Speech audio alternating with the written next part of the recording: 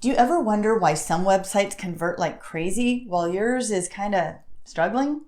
The difference between amazing websites and only so-so ones is that the great ones use psychological triggers to get people to unconsciously click, sign up, or buy. Maybe you've created a beautiful design and a compelling, logical case for why somebody should buy your product or service. But the truth is, the majority of the decisions that customers make online aren't even made by the rational, conscious brain.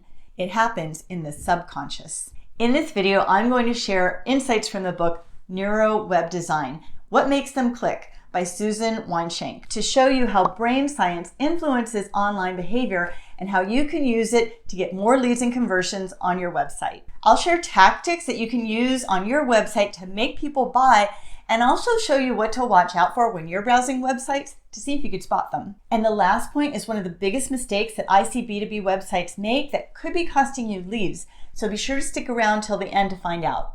Hey, I'm Robin, your B2B marketing bestie. I led the B2B website strategy for hundreds of brands at one of the top B2B website agencies for years. And I have a confession to make.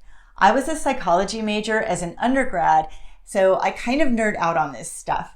I've always been fascinated by human behavior and why we do the things we do.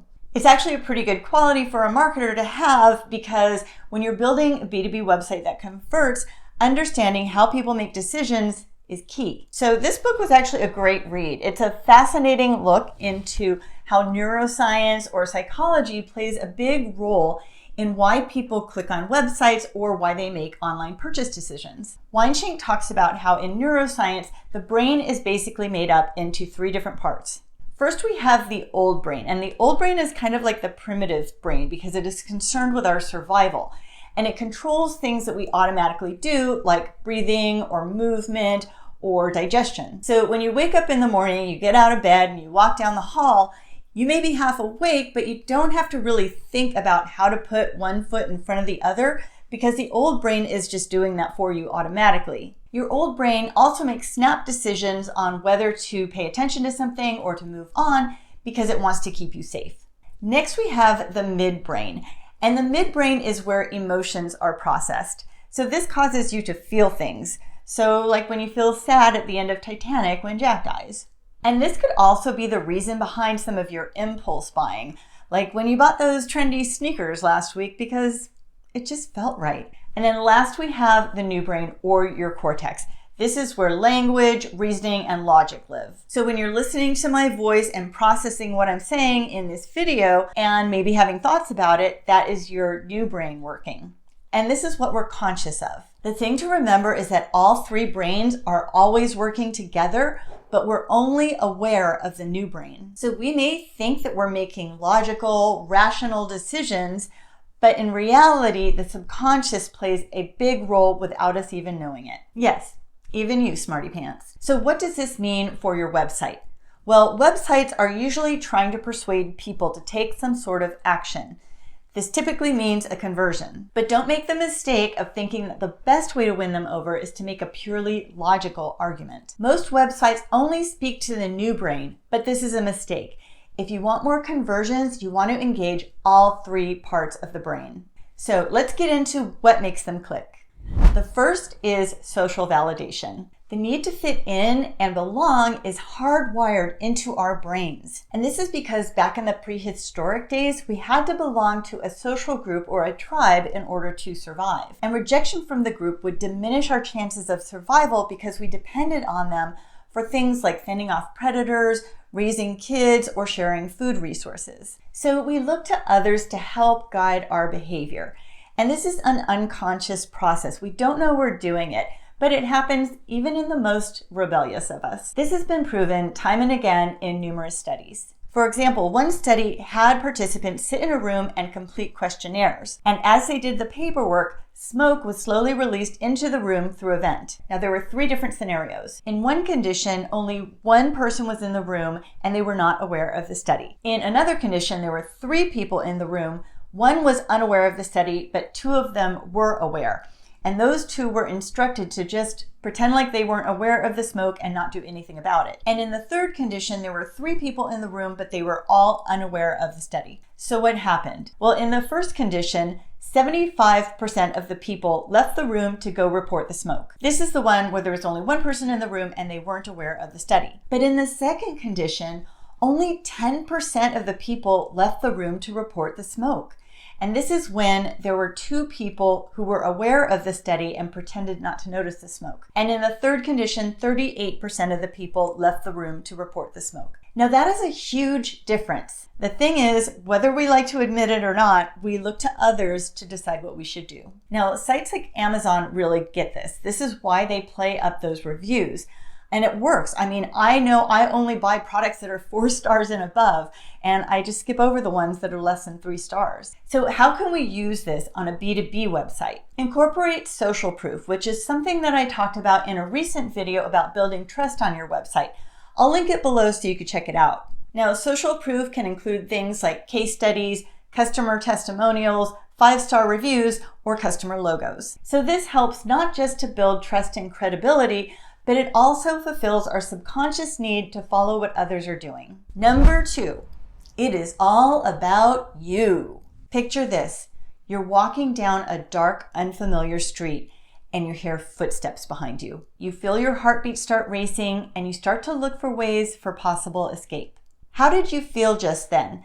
Most likely you felt a little tinge of something because we were talking about you and a possible threat to you. We care about ourselves more than anything, and our old brain is wired to keep you alive. That is to care about you.